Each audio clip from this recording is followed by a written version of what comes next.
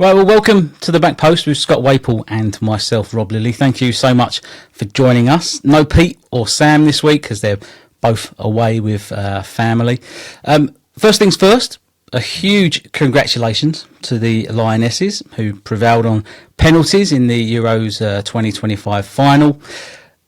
Kudos to Hannah Hampton for her 2 penalty saves in the shootout, and Chloe Kelly, who smashed the winning penalty, ensuring obviously the wild celebrations that everyone saw on their TV screens. This week's show is focusing on a preview of the Essex Olympian Premier Division and also Division 1. But before we start, how are you, sir? Yeah, not bad. Thank you. Quite a lot of research gone into this one, as they usually does. But yeah, just to mention as well for the Euros final to England right back Lucy Bronze, who basically played the entire tournament with a fractured tibia, which that just takes so much steel to play in that pain, as you said, after the final. So you got to really. We don't have a hat here, but certainly doff the metaphorical hat to her. She certainly deserves it. And that whole team deserves it. I was watching it and just staying in the game. They conceded, and you think, better not concede a second goal, but they got back in it. And, just an engrossing match overall. And, just brilliant. Congratulations. So before we crack on, a quick word from the supporters of this week's show. You're watching The Back Post with Rob and Scott. This week's show is a preview of the Essex Olympian League Premier Division and Division 1. And let's take a quick look at this season's constitution in the Premier Division. 16 clubs for the first time in a few years. Mm-hmm. And we start off, Rob, with ACD United. So they finished 12th last season.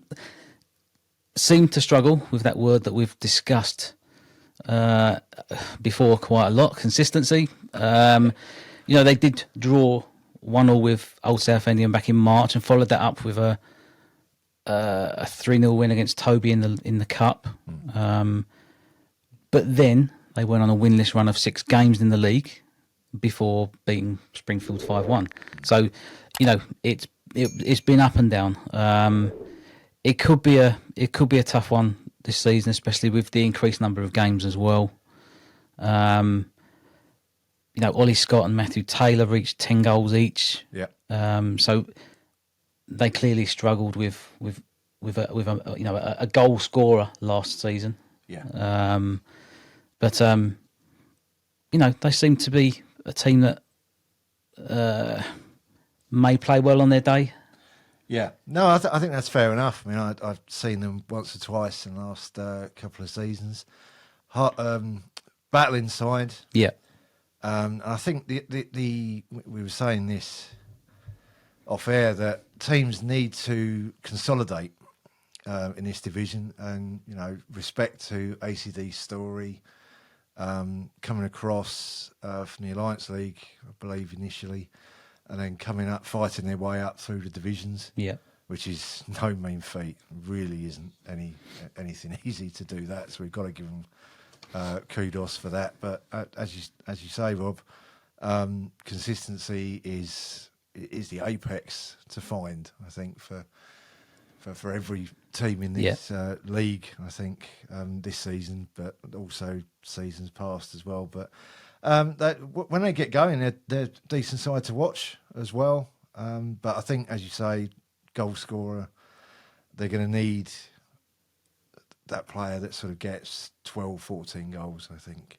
And if they can get one of those, if Ollie, as you say, Ollie or Matt Taylor, if they're still there, can score a few more, then I think they might be sort of get themselves above the danger zone. Mm-hmm. I always whether it's 1 down or 2 down, I always interpret. Yeah, we'll never know. Well, exactly. This is why I interpret the danger zone as bottom 3. Yeah, and every team wants to stay out of the bottom 3 just in case. Yep. So Barnston next. And just briefly, we just want to offer our condolences, as we've heard this week, that Bob Tyler, someone who's been associated with the club since late 60s, 1967, I believe, passed away recently. So, yeah, our condolences to Barnston and everyone involved in the club. Indeed. Well, they're back in the Olympian League after moving across from the Essex and Suffolk Border League. Yep. I think they've effectively taken the place of Springfield, who've moved the opposite direction. They have. It's just like an American thing. It's a trade of clubs instead of players. But yes. Yeah. So they finished 6th in the Border League last season, 49 points. So again, it was a comfortable top half finish. They were actually the league's top goal scorers with 81 goals. Interesting. And had the best goal difference of, let me have a quick look, 38. But consistency again. You know, they went through a horrid October-November period where they failed to win a league game. And as much as they turned that around in December, that was obviously too late. They could still be a very tough team to face next season, though. Yeah, I mean, we were saying off air that I think Barnston are an unknown quantity to quite a few Olympian sides. Two things that really interest me with Barnston, switching over from the Border League, it's crucial how they adapt to this division. Yep. Because they are an unknown quantity, don't think nobody really knows how they're going to do it. No. But the other thing to add as well, when I researched for this episode, found out that Matt Frew's the manager, former centre half as a player, played a lot in Step 5 in his career, and if he's got that, I'm sure he's got that mentality from that higher level transmitted to the players as well. Would not be at all surprised, you saying there about being goal hungry, Rob. Wouldn't be at all surprised if they're top 6. It'd be intriguing to see how they go. Yeah. Bishop Stortford Swifts next. Well, they finished 11th, 27 points. You know, they had some really big defeats. You know, we're talking 5-1, 5-0 and 8-1. They went through a winless October, December and February. It was a very tough season for them. Yes, it was. And you're saying about goal scorers, they struggled with that as well. The top goal scorer in the league that I could find was Daniel Florence with 6. 6, that's right, yep. Last season. Yep. So they're definitely going to have to improve on that. New manager? Yes, indeed. Have to see how he does. And again, for the sides that we sort of may think that may be down bottom 3, bottom 4, that sort of area, they need a good start for me. Yeah. Only time will tell. Indeed. Only time will tell. Oh, who's next? My team, Catholic United. Oh, you're declaring that, are you? I'll declare it now. Okay, well, finished 5th last season, which also saw the end of Simon Thomas's successful reign at the club. Sadly. Yeah. But it was another club which suffered, and Simon will agree, with consistency. Yeah. And again, I think Simon will admit that there were player availability issues as well, which again only added to that as well. This season under a new manager, last season's reserve team manager, Eamon Carney, obviously going to look to build a team himself. Yep. He does have the EOFL Division 1 top goal scorer from last season joining him this season in Michael Clark. Yep. So far, they've had a reasonably good pre-season, but pre-season's very hard to tell. It is. I think you can't gauge anything on pre-season. Clark got about 40 goals, was it, last year? Yeah, 41, I think. I think there was 49 the season before in Division 1. So I think he's ready for the Premier. that sort of goal. That sort of return. Yeah. Shout out to you, Mike. Yeah. Great couple of seasons. And yeah, I sort of agree with most of that, Rob. That Eamon deserves his position. No doubt about that. Oh, most definitely. Really, most definitely done a really good job with the reserves the last. Coming through from Div 4 up to Div 1. Precisely. And he's been there all throughout all of that. So Quite a bit, that says. Yeah. But, yeah, but again, much like in a way, I mean, obviously Catholic United established a Premier side, as we know, but in a way, it's because of the new management and new players coming in. It's a little bit like the promoted sides, in that they're going to find it a new adventure. The players that are coming in. Yep. And it'll be intriguing to see if there's a younger side, because you've had smattering of experience in the side in the last few seasons, which I think has been good for the most part. But again, as you say, availability is a bit of a concern. But yeah, again, I think they've got a bit of a. I'm not giving anything away. I'm saying that now. Obviously, I do have an affiliation with Catholic, but yeah, I'm not going to give any. No, fair enough. Not going to give the game away before the season starts. No, of course not. I wouldn't expect that. No, they're a good side to watch, and as you say, if most of that reserve side's coming in, then along with the manager, then it might well be a dynamic side, and that would be really interesting to see how they do this season. But again, I think, as I say, like the new sides, the promoted sides coming in, it's going to be a new adventure for them, and we'll see how they adapt to it. Yeah. Well, I mean, everybody in that division has to adapt with the fact there's 16 teams in there now. So true. 30 league games. 30, exactly. Well, yeah. Brilliant for us, no choice. Very much so. Very much so. So Corinthians next. I mean, they obviously find themselves in the Premier Division following their at last Division 1 perspective. Yeah, exactly, from their Division 1 title winning season last season, and being the holders of the Essex Premier Cup as well. Nathan Dewberry, first season in charge. I don't think any manager would new manager winning the league in their first season. Can't get much better. You can't get much better than that. No. I believe that he's retained most of the players. You know, he has mentioned that there have been some players that have left. Again, not through going to other clubs, just life, which we heard from Rob Hodgson last week as well. So, I think they'll find it harder this season. Yeah, it's going to be a different level, more games to play.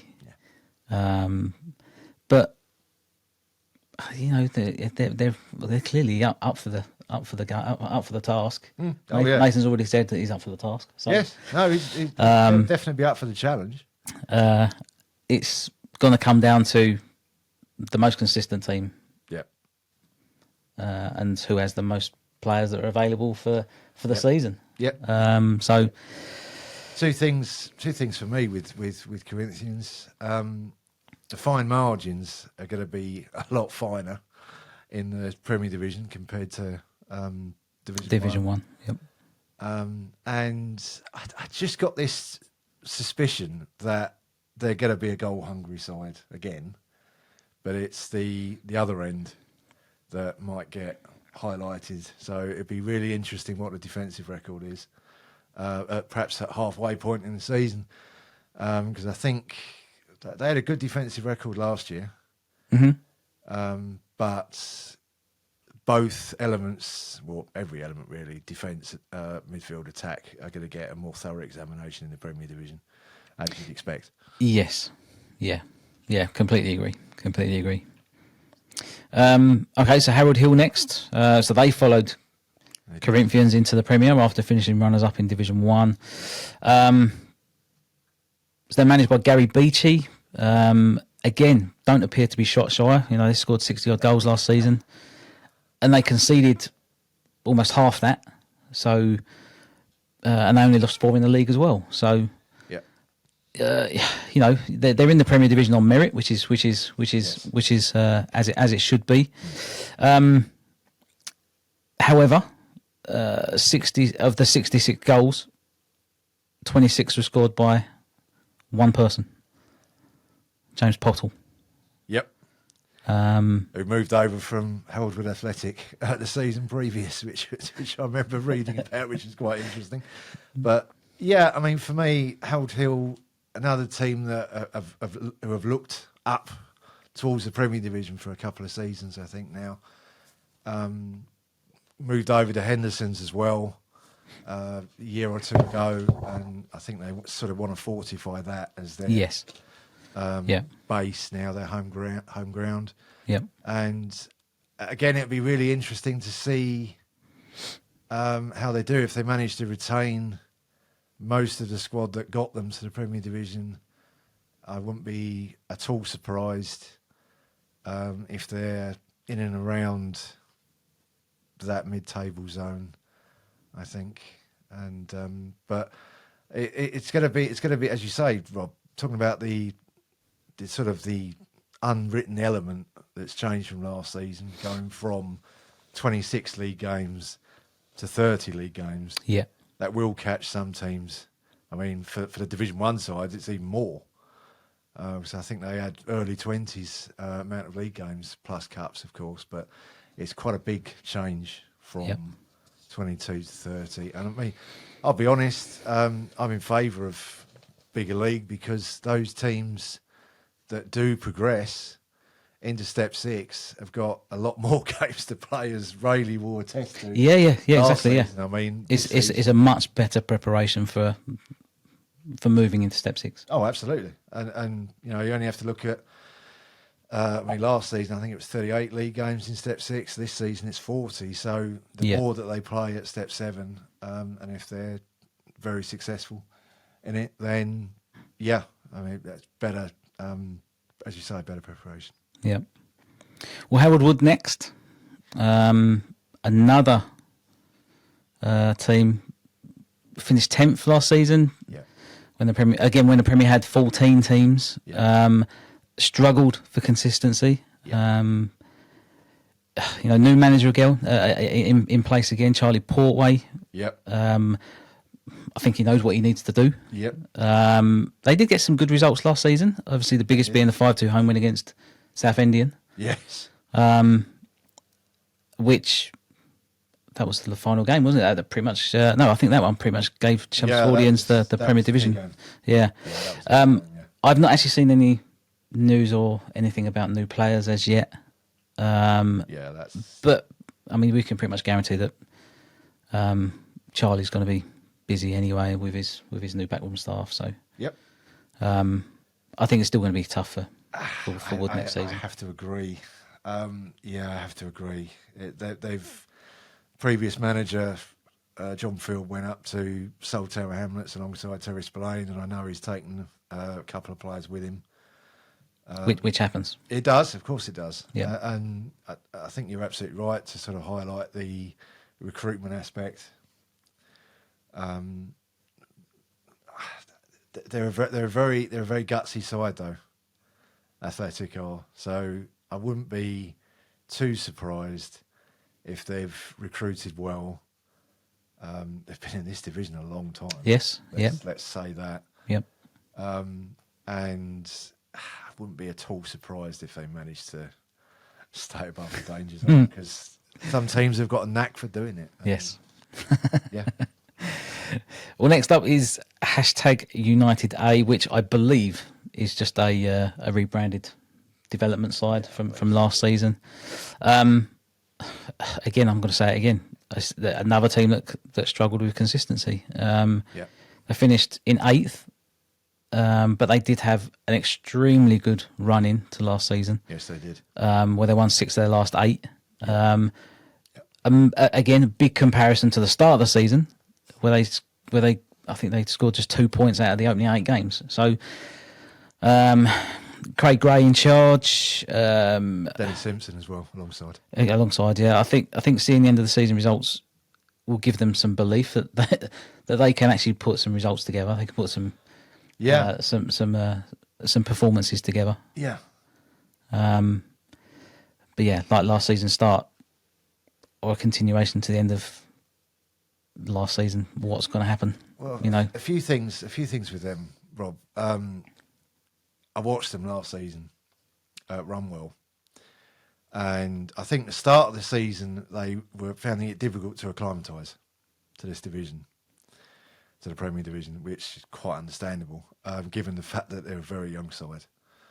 I remember management saying that I think 6 or 7 of them were 19 or under. And to be fair, that Runwell game that I watched, they played pretty well. I mean, they're up against a very experienced Runwell side. And second half, they had a really good game. They had a really good go at it. As you say, towards the end of the season, they sort of found their rhythm. Yeah. Scored goals, got a lot of good results. Again, the development side aspect makes it a little bit difficult to sort of gauge where they're going to be this year. Yeah. But if they manage to keep the majority of the squad that they had second half of last season, I wouldn't be that surprised if they were goal hungry, get loads of goals and get some wins on the board. So I don't think 8th is a very, very good finish for them, and I think they'll admit that themselves. After the start they had, I think they'll look at that as a massive plus. I'm not sure they're going to sort of beat that, to be honest, this season. Although by all means, if they wanted to use that as further motivation, by all means. But I think with this division being tougher this season, not just the teams, but who's in it. Yes. I think if they finish lower mid-table, so something like 8th to 11th, that is a reasonable season for them. Yeah, certainly. I would agree. Definitely agree. Right, well, joining us on the show is someone who's quietly made a name for himself, winning the Essex Olympian Premier Division. His first attempts with Old Chelmsfordians. We welcome manager Ash Goss. Welcome, Ash. Thank you, Rob. Thank you, Scott. Hope you're well, gents. And thank you for the invite. It's great to be here. Thanks for being here. Yeah, thanks a lot. Thank you. Well, let's start by rewinding to the 23-24 season, your first full campaign in charge. Was it your first full campaign in charge? No. The year before that, I was actually I was working as a coach for Billericay Town first team. So the 2 years prior to winning the league this year, I was actually at Billericay Town with the first team. Okay. But I was only working as a coach. And as the season drew to an end, I think the right thing for me to do was maybe to sort of come out of that and start looking at sort of starting my own managerial career. So Cool. And the timings worked out quite nicely. So Jim was the manager in the 23-24 season and done a really good job. And he had unlike myself, who was a full-time coach, I think he had he was trying to build a house. He had other things going on and different bits and pieces. So it was just the timing where I could sort of slide in, and he just sort of stepped down and had to focus on other bits. So the timings worked out perfectly for me, to be brutally honest, and it was great to sort of get in and meet the players as soon as possible, especially at the end of that 24 season. I watched a couple of their games to sort of see where they was at and how I could help and stuff like that. But no, this was actually my first full season with OCs this year. So what did you take away from your time at Billericay? I suppose just understanding the 11v11 game as a whole, because there's so many factors in the game which you can break down to help with your results. So if anything, I probably brought a bit of organisation to the place in terms of we had a structure of the way that we played, we had a structure of the way that we defended, we had a certain defensive set piece, a certain attacking set piece, and we sort of just drummed in that everybody had as an individual player, I like everyone to sort of have a job in defence, a job in attack. So when you got the ball, you know what you're doing. If you're defending, you know who you're picking up. And what it does, if you get 10 of your outfield players thinking like that, and you sort of and everyone knows what they're doing, it sort of nullifies the opposition in a way, and it gives you a step ahead because you're sort of thinking ahead, you've got a pattern and you've got a way of playing. It sort of gives you that confidence that you know what you're going to do, and the opposition have to react to that, of course. So I'd say organisation, and obviously sort of the way that the game's played in the Isthmian Prem is very similar to the Olympian Prem, I'd have to say. Obviously, the quality of the players is just a lot higher. But there's a couple of teams that try and play in the Isthmian, same as the Olympian. Some teams go a bit longer and a bit direct, but it's all part and parcel of the game. But I'd say, organisation and sort of managing the game off the field, I'd say I've learned a lot from that from Billericay. Okay, Ash, great to see you. Thanks for being here. Thank you. how would you describe the culture you've created at Old Chelmsfordians over your time at the club? And what does it mean to now have a title winning side under your belt? Yeah, to be honest, it's still surreal. The title winning part of it hasn't really sunk in. I'd say that the culture of the group, I was so lucky to have inherited a group of lads, a group of men, I will say, that are unbelievable off the pitch. So they all go on runs, and they all have like Strava, and they all compete with each other during the week and trying to keep themselves fit, as well as when we finish like games, everyone's in the bar and we're having a good drink. And I say every Saturday night afterwards, everyone's together, and I think that wins you 10 points a season. So although I sort of I recognised that when I inherited, and I sort of didn't really change the culture of it all, I think what I had done was maybe sprinkle some legs and sprinkle some youthness. Obviously, where I had young players from where I was before, I was able to sort of like add some legs and some energy with what they got. But Ash, great to see you. How would you describe the culture you've created at Old Chelmsfordians over your time at the club? And what does it mean to now have a title-winning side under your belt?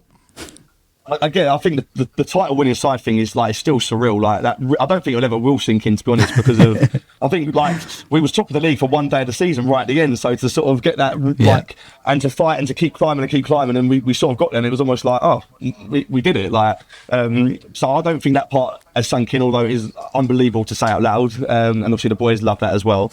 I think with the culture of the group, I'm. Gone. No, sorry. Just to say on that, it's a case of I was doing my sort of write-ups week by week, and just seeing the OCs get closer and closer to the leaders, and I thought, hello, have we got a last sort of thing to happen the last couple of games? Yeah. And so it was a run to behold, though, wasn't it? At the end of the day, no one saw it coming. Southend were top for so long, and they looked so strong, and then up you pop, and you're on a decent run, and then, like you say, last game of the season, and you find yourselves top of the league. Absolutely. I think to go back to your message about the culture and stuff, I think like what you're just saying there alludes to everything's about the players.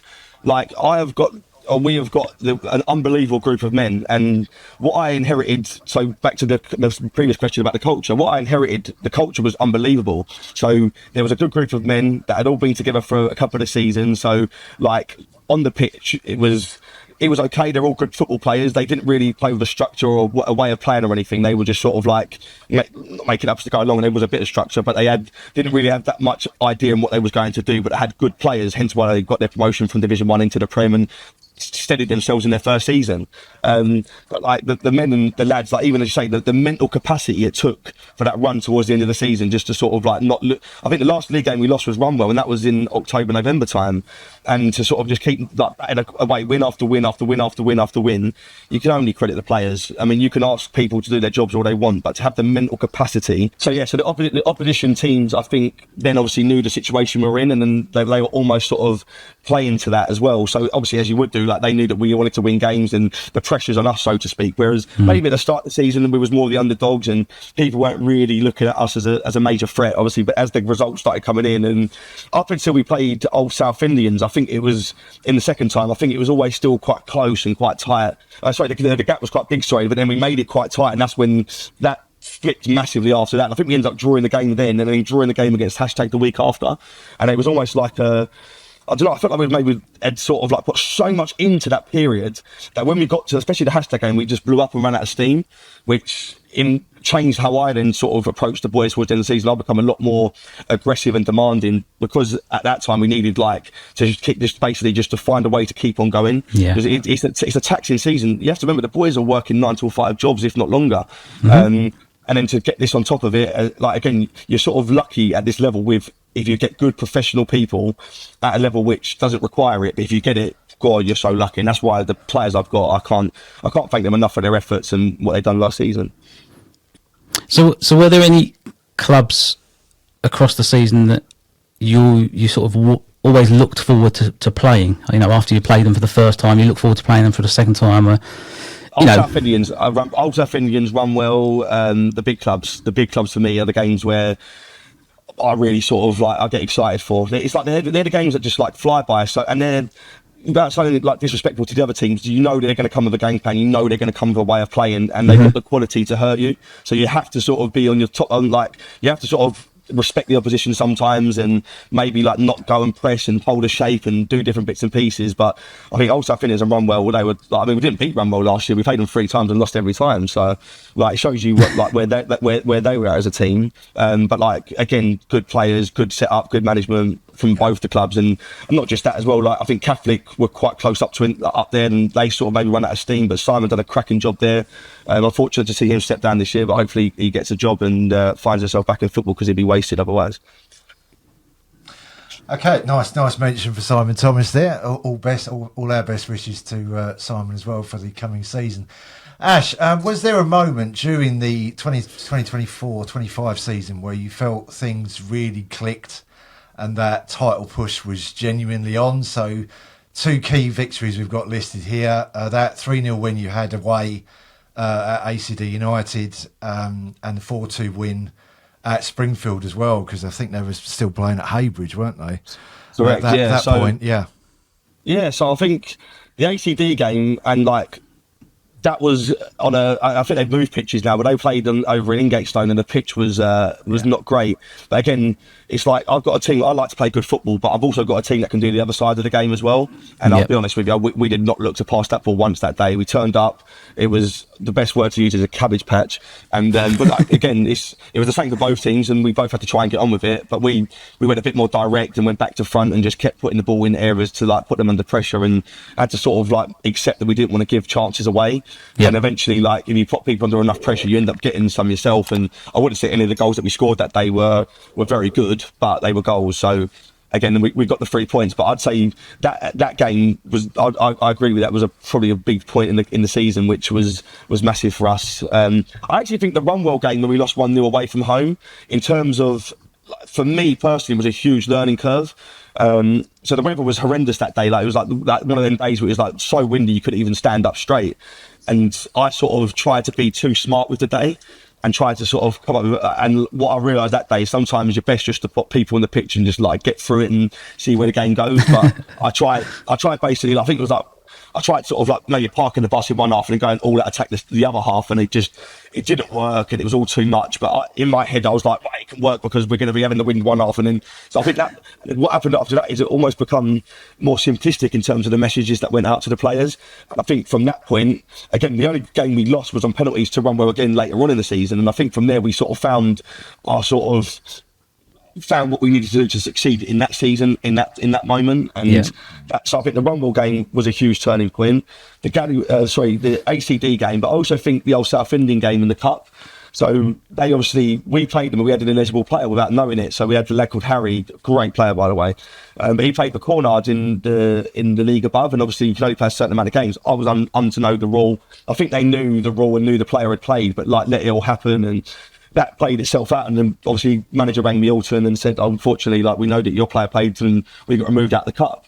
And I think that moment, the way that it all played itself out, I said to the players that day, and you could ask any of them, I said, we'll win the league now because of that. I said, we will win the league because they've given us a moment now to make us like, it give us hunger, and it give us every game 20% more. It was my message before every game started, is like, we've got to keep on at them. Like they sort of done something which, again, if I was in the same position, I would never have done the same thing. But again, within the rules, they've done within the rules, and I did break the rules, so I have to accept that. But again, I don't think I would have dealt with it the same way. But that was, I think, also a huge turning point in terms of motivation for the player. Just to say on that, sorry, Bob. Just to say on that, 2 points. I mean, I've heard this a few times. Just as an independent, so to speak, and is that you're playing A, you're playing C, playing B, and you're playing C to win games.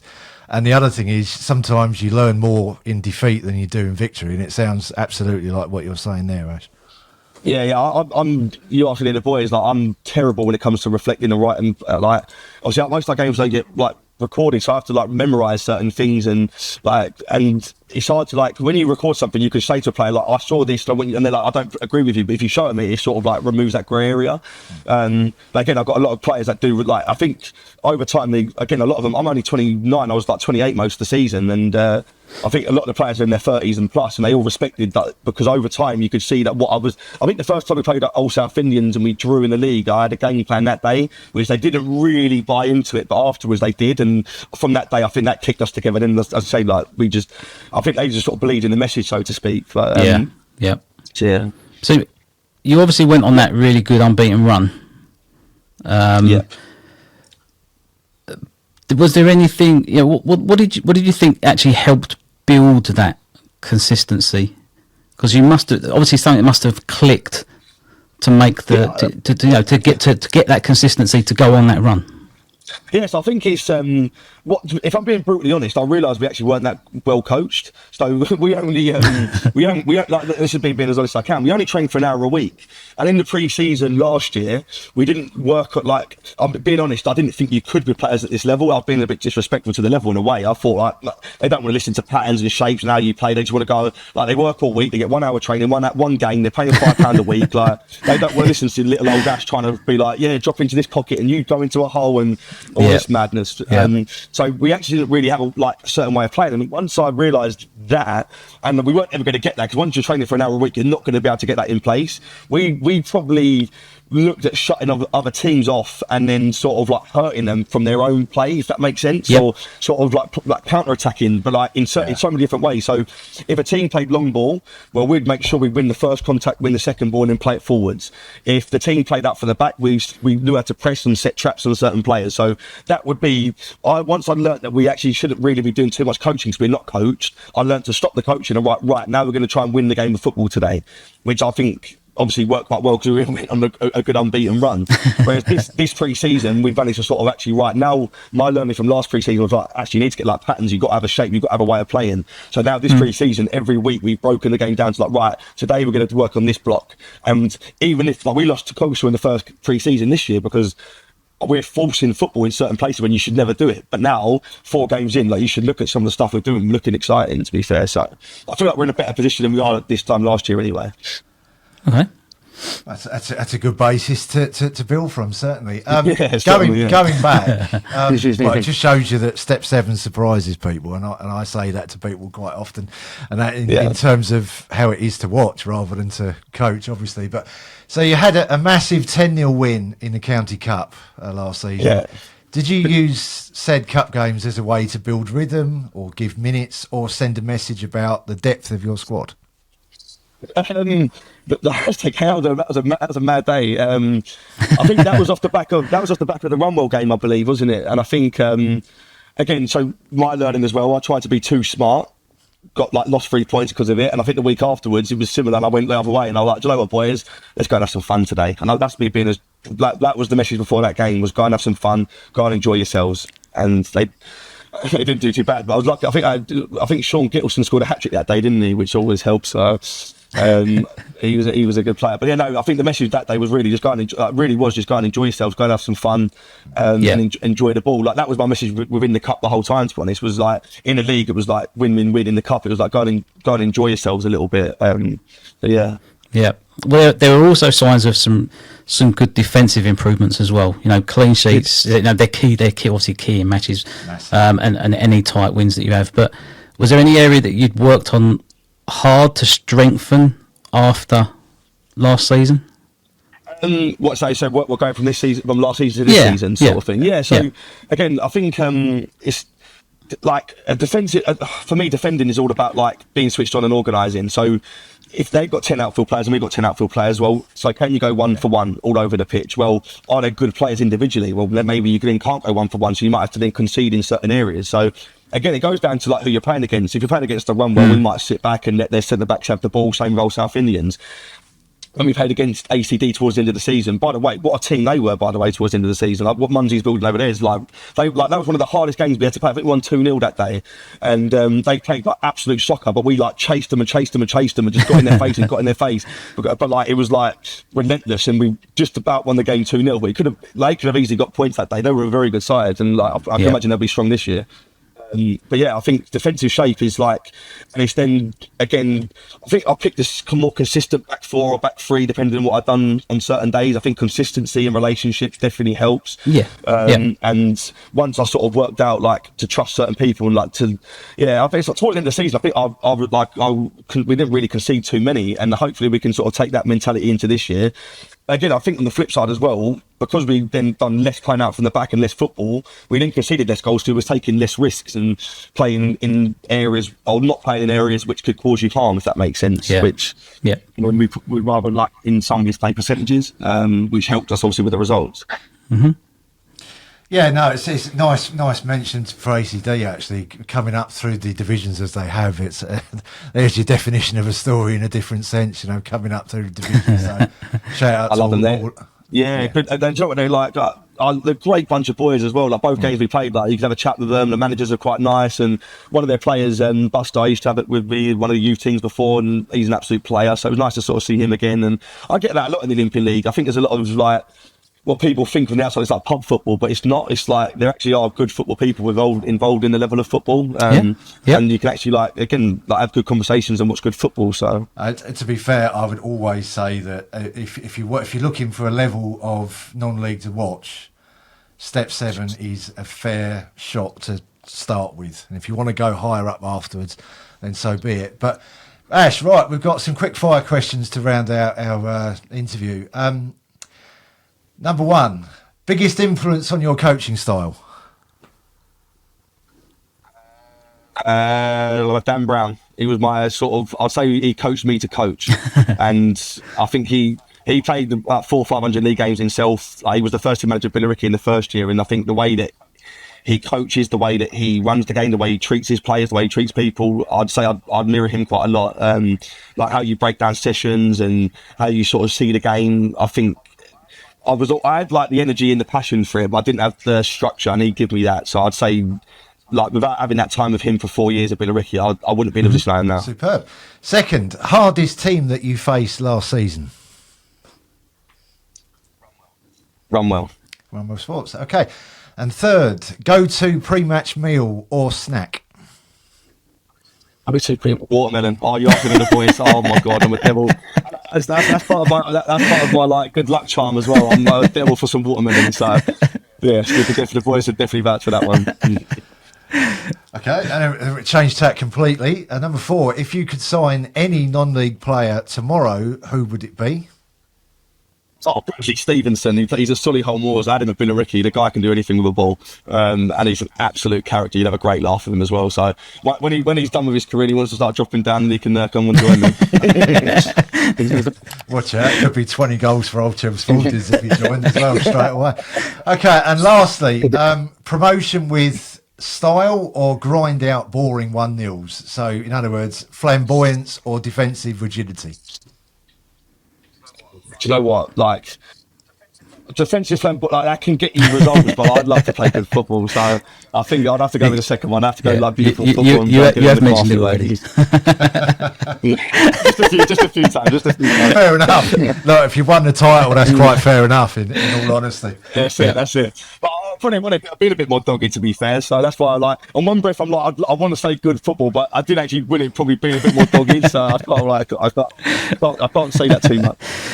Right. Well, that's pretty much it. We'll give you some of your time back. So we know you're going to go and do some more coaching now anyway. So I've got to start session. Oh, there you go. There you go. So, yeah, good timing. Great stuff. Yeah. Well, thanks for coming on. Thank you so much for your time, Robert Scott. And again, what you do is absolutely brilliant. So honestly, pleasure to have you. Thanks very much. Thank you Cheers. very much. Thanks, Ash. Right, well, welcome back. We're now in part 2 of the Premier Olympian Premier preview. So we're going to crack on with next in line, which is Herongate, which I think by virtue of Catholic United's reserves not being able to move into the Premier, were promoted to the Premier. Fourth, they were. Because of the increase in numbers for the division, meant that Herongate were moved up as part of that restructure. Div 1 finished 4th on 41 points. I'd say they appear to have had a good season. Yeah. Derek Nielsen in the hot seat for this season. but we don't know until those first results come out exactly what sides he's going to be putting out, and how they're going to react to playing at the higher level. So I think Herongate strike me as a side that have been steadily building in Division 1 for the last sort of 2 or 3 seasons. And, the setup that they've got there, they've got a reserve side and, if I remember correctly, an A side as well. So you've got a pathway there as well of sorts. But I do agree with you, Rob, that it's how they start. Yeah. Can they acclimatise to this league, to this division in 2 or 3 months? And we just see how they go from there. But they may, for the Premier sides, they may well be a bit of an unknown quantity because they weren't, title challengers as such. Yes. But they are a very good side. They got a lot may well work in their favour. Yes. Yeah. May well do. Yeah. Lee Ramblers next. I think they'll probably be disappointed that they finished in 9th last season. So I think they'll want to do better. Yeah. Manager Terry Johnson, Yeah. He looks to have had a really good pre-season. I saw the most recent result was 2-1 against Concord. Again, you play what's in front of you in pre-season. You don't know what players Concord had out, so very hard to tell. Yeah. But tough measure with friendlies. But a good pre-season may filter into the opening games. Build that sort of consistency in the way that they're playing, and I think we're just going to have to see what happens here as well, similar to Herongate. Yeah, I think with Ramblers, over the last sort of 12 to 18 months, they've had a big transition from some of the older players moving on. Yep. They have got younger. They've promoted from the reserve side as well, which is always good to see from pathway perspective.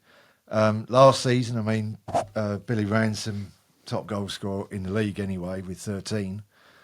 And just they strike me as a side that are quite dynamic. They do seek, I mean, as a lot of good sides should. They seek to play attractive football. They do score goals. They are vulnerable to the odd surprise result, though, now and then. I have to say that. But again, I wouldn't be that surprised if they finish around about 9th where they finished last season. Yeah. I still think that they'll try and push on from that. They might. Yeah. They might do. Yeah. If they've got more players in. Yeah. More sort of dynamic players in, then I wouldn't be that surprised to see them sort of top 6. Yeah. Okay, champions next. Old Chelmsfordians. We've already heard from Ash. First season in charge. Reigning champions, won the league pretty much the last game of the season, it was the last game of the season. Oh, yeah, it was just brilliant. Nobody saw them doing it. They come up on the rails, as they say, and won it just a point over Old South Indians. Didn't they win that game at Len Forge against Lee Ramblers as well, which is an interesting little stat as well. But no, I think this season for them, I think they've lost 1 or 2 to higher level, and it's going to be really interesting. I personally think they're going to be right up there again. Oh, don't get me wrong. Yeah, they will. Yeah. The form that they showed last season Yeah. Was tremendous. There's no other word to describe it. And yes, you could argue champions, they've got a target on their back. Yes, you could argue that. But again, I wouldn't be at all surprised if they're somewhere in that top 3. Yeah. They are a hard team to break down. They conceded 29 goals all season. Lost 5 games all season. But the three of those were in the opening 2 months of the campaign. So it says all there is to know about consistency after that point. It does. Sean Gittleson as well. I think was it 19? 19 in all 19 comps, in all 16 comps, in the yeah. league, yes. Yeah. As I, in my notes I've got, they'll be up there this season as well. Yeah? Yeah, definitely. Yeah, no, I expect so. Old Southendian next, the team that they pipped to the post. Obviously down to the wire. Yes. Final game of the season. Old Town Alley's he's gonna want to put things right, I think, this season. Yes. But they're going to be one of the favourites, similar to Chelmsfordians. Yeah. Mitchell Alley, I don't know if he signed on this season. I tried to look, but 24 goals last season. Yeah. You've only got to get a striker that's hitting 24 goals in the season, and you're going to be right up there anyway. So, there's not much to say about Old Southampton apart from the fact that they will be up there. Oh, certainly. I'd be very surprised if they weren't. And the players that are there from last season, don't quite know how many of them have stayed. But as you say, Rob, but they'll be looking at one thing, I think. Yeah. One thing only, and that's the title. Promotion is slightly different because, as we know, promotion from step 7 to step 6 involves other criteria, ground grading, that sort of thing. Mm-hmm. But they will be looking at the title, and I think they've certainly got all the motivation they need. Let's put it that way. Well, yeah, exactly, from last season, yeah, definitely. Runwell Sports, next on the list. Finished third, really strong running. Yeah. Really strong running. They seemed to lose their way a little bit when the cup games kicked in around October, November time. Yeah. They were scoring goals throughout the team last season. Riley Duggan, top scorer with 8. Another team, if they can find a 15, 20 goals a season striker, they'll be up there with, who we're saying, Chelmsfordians and Southendians of the league. And as Nathan would like us to say as well, the Corinthians of the league as well. They're still quite frugal in defence as well. They are. They're going to be up there. They're going to be pushing top 3, top 4. Yeah, I mean, I think manager Matt Rose has done a great job since he went in there. They're a good club as well. But I think, if I remember right, they got their highest league finish, and I think the highest points tally as well last season. So that's quite something to build from, really. Yeah. But you sort of think with a few of the teams in this division, how high can they go? I do think they probably need a few in terms of recruitment. They had a few older players last season, or as I should say, experienced players. If they manage to maybe squad depth gets a little bit bigger, then I'm right with you, Rob, that they should be right in there for 3rd or 4th, I think. Yeah. Shenfield AFC next.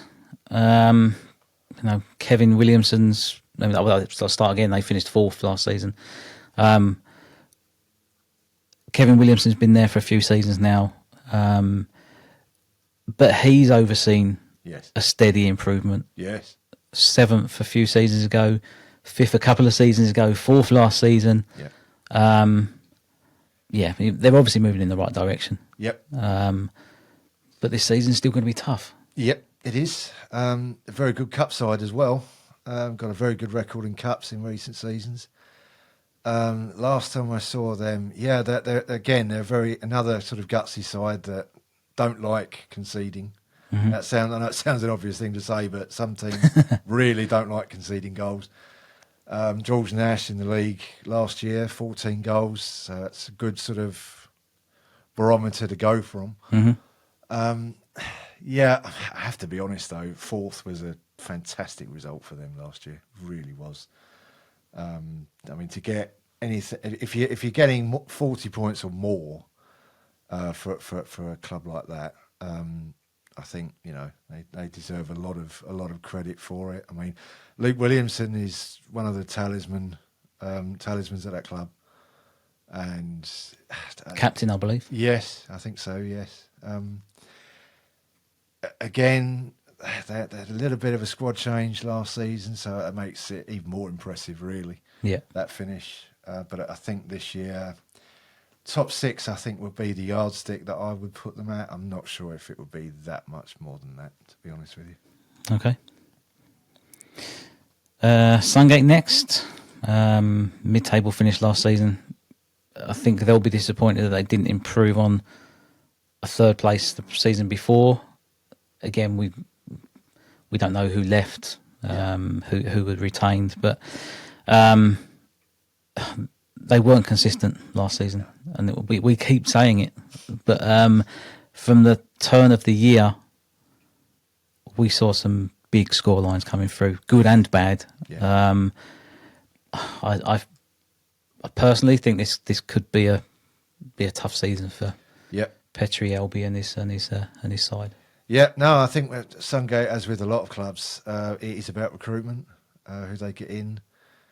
Robbie Farrell did a big job to got some important goals after he come in towards the end of the season, last season. Kevin Musimami as well with 8 goals, absolutely good player. I mean, very much season of 2 halves for them. They struggled badly first half of the season, and surprisingly so from the neutral perspective looking in. But they got the results, fair play to them, they got the results when they needed them in the second half of the season. Yeah. And in the end, got themselves well clear of the bottom 2. It was looking precarious for a while, I think. Yeah. And bringing up the rear, Wakering Sports, they came into the league last season after winning Div 1. Yeah. And I think a lot of people actually saw them as possible title contenders because I think they were that good and they were playing that good football. And they started like an absolute rocket. They did. Won 4 of their opening 6, again at a new level. Yeah.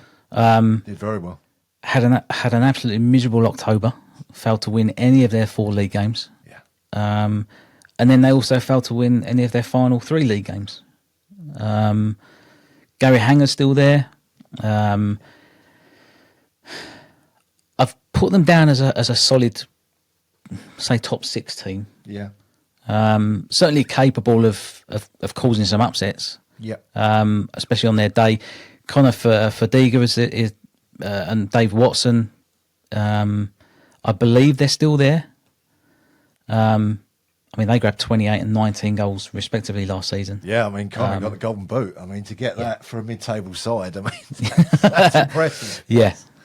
I'd be very surprised if nobody came in for him. Yep. After those returns, but from what I could see anyway from their player list, I think he's still there. But again, only time will tell when we finally get to kick off. Yeah, indeed. I think Wakering Sports did surprise a few, and I say that in a positive way. Yep. Very attack-minded side, and I don't really disagree, Rob. I think may well be one of those clubs that's sort of thinking of 5th to 8th, I think, for me. And I think if they manage to get 6th to 8th in this division this season, that's still a very reasonable return. And, wish them well. We like to see, it's a classic risk reward, isn't it, really? And they play they go for the reward. And I think maybe towards the end of the season, they sort of realised we've done probably, if we're being honest, probably better than they might have thought right at the start of the season. And again, that's as a positive. Yeah. But, to win 13 games, to win half your league games in your debut season, that is quite impressive. And the 3 promoted sides this term will do very well to match that, I think. Yeah, definitely. And obviously this season with the increased number of teams in the league, there is going to be a massive focus on which manager manages his squad the best. Yes. Increased games means utilising more players. Yes. Throughout the season. Injuries, player availability, players going on holiday. girlfriends wanting them to take them away, etc.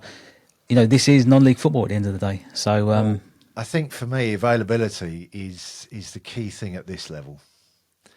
I think you're right in that it affects step 5 and step 6 as well, but I think it probably affects step 7 and step 8 more. Yeah. And yeah, I think a lot of sides are going to aim, certainly, whether they manage it is another thing, but certainly aim for bigger squads, because I think they'll need them, to be honest, because you've got the cups as well to factor in. So, but it's lining up to be a really fascinating season, and just can't wait for it to get Indeed. Well, our second guest joining us on this week's show is Nathan Juby, manager of Olympian League Division 1 champions and the Essex Premier Cup winners, Corinthians. Welcome, Nathan, to the show. Hello. Welcome. Thanks for having me. Good to have you. Just a quick one. Obviously, you stepped into the first team manager role alongside Dylan. I did, yeah, Dylan Skinner, yeah. And that was at the start of last season? Yeah. So what was that initial process like? You know, what goals did you set yourself for Corinthians in your first campaign together? Well, to be honest, we were like having chats. Both of us weren't sure if we were going to play. I knew for a fact I wasn't going to play after getting my injury a few years ago. I wanted to get back involved with football. So, yeah, I thought management would be a good idea. I thought I'd give it a shot. I spoke to Dylan. Dylan was up for it. So, yeah, we managed to speak to Ben, obviously the chairman at Corinthians. He said yes, gave us the opportunity, which I can't thank him enough for. Well, he's definitely not going to do anything now. Yeah, I think he owes me a few quid, if anything. And to be honest, we hit the ground running. Pre-seasons last year was quite possibly the worst I've ever been involved in. I didn't realise, and we didn't realise how hard it was to get players in, to be honest. To draw them in from wherever we know them from, managed to get a few of my mates in that were obviously proved to be really good for us last season. A few younger boys. We inherited a few from Corinthians as well, which was really good. So I mean, we almost set our target straight away. Then it was maybe a bit of a punchy goal, but it was just to get promoted. It was to finish in the top. We set our target as to finish in the top two. And we know how close Corinthians have come. Over the years. Yeah. So yeah, the goal was literally just to get promoted last year. Yeah, well, I certainly understand that part of the story, because it's Corinthians is a local club to me, and I'd certainly seen how close your predecessor as manager, Chris Stoneham, got to getting the club promoted, but that's history now, as they say. So from the outset, Nathan, how did you approach your squad construction? Tongue twister. And identify the key players who ultimately powered a title-winning challenge? As I said, I brought in the people that I knew personally. Dylan knew from a few of us. We played together at Lee Ramblers. So Ryan Lowe, Matt Brinklow, Justin Hazel. Obviously the older heads, more mature players, people that know the game really well. And then it was almost to sort of try and backfill around them. With, as I said, with the inherited players that we had from Corinthians, to almost give a bit of youth to our side. And it just, from the off, it just clicked. The team just gelled really well. Everyone got on, so we almost created a family. Do you know what I mean? And it just worked so well. We brought in Luke as well. Luke Owen, who's our coach. He knew a few of the lads that was already at Corinthians, as having played there previously. So that worked as well. And the three of us, me, Dylan, and Luke, just hit the ground running and really, just cherished every opportunity really, and just it's been great. Cherished every match, as it were. And that, On that note, were there any matches or turning points you want to highlight that convinced you that the Division 1 title push was truly on? To be honest, we didn't really know any of the teams, so it was we were going into every match almost with just word of mouth from other teams, other managers. Yeah, exactly that. And we were winning games. We had a couple of struggles. We played Catholic reserves early on in the season. I think it might have even been our first or second home game, and we scraped through with a 1-0 win. And even then, we were in for a bit of a tough time in this league here. Not that we underappreciated it or underestimated it, but it was one of them. We'd play a few games, we'd beat teams comfortably, then we'd come up against other teams and we'd struggle. Do you know what I mean? It'd be a tough challenge. But to highlight any of them, I'd say probably both Harold Hill games were a standout for us, and both Catholic games were a standout for us. And the only team that we didn't win a game against last season was actually Cannon Town. We drew both games with them. So, and they dropped down from the Premier the season before, didn't they? They did. Yes, they did. That's right. Yeah. And then the only game we did lose was the one game that I wasn't there for, and that was against Herongate right at the end of the season when I was on holiday in Turkey. So make of that what you will. These managers that go on holiday meetings. I know, yeah. Blame the wife. Well, I mean, alongside the league success, you obviously were successful in the Premier Cup. Did that win complement your league preparations, or did it serve as like the barometer for like your squad depth? To be honest, that was actually needed. It was one of those. We obviously went into our first game in that competition, and we won. I think we won 5-0. So we was like, all right, we'll be all right here. Do you know what I mean? We're playing a team that we didn't know. Next game, I think we won again. I think that might have even been 4-0 or something like that. Again, these were against teams that we didn't know anything about, and we actually played every single game in that competition at home. So that was definitely a benefit to us. It definitely massively helped. We get really good spectators over to our games, a lot of family and friends and stuff, which really helps. But yeah, that competition, to be honest, it was almost like it was a nice break away from the league at times. You know, I mean, obviously the league games you play, and it gives you a nice break. Teams were obviously catching up with us when we made a bit of a break at the top of the league. They would catch up with us, but we knew we had games in hand. But if anything, it was the other cups that we were in where we were winning them games as well, and they were all catching up with us as well. And they were, if anything, they were the deterrent away from us sort of focusing on the league. But as we got through more rounds in the Essex Cup, we were like, yeah, we want to win this now. Do you know what I mean? It was definitely a goal of ours to try and get as far as we could when we knew that we were in for a shot. So just out of interest, obviously you said you were successful going into some of those cups, etc. Was there any point you would actually sat there thinking, I wish we were winning this cup, I want to focus on the league? Yeah, as I say, the two other cups, the league cup was one, which I think we lost in the quarter-final in, and the Denny King Cup as well, which that's right, yeah. Which we lost in as well. But again, they were both cups that, yeah, you're right. If we didn't have them last season at all, it was fine. Do you know what I mean? Because we just had so many. In the end, we ended up playing 40 games. Yeah. In what was, I think it was like a 16 games. You had a very busy midweek schedule, didn't you, towards the end of last season? Yeah, I mean, as we got into the last month of the fixture list in May, we were still in two cups.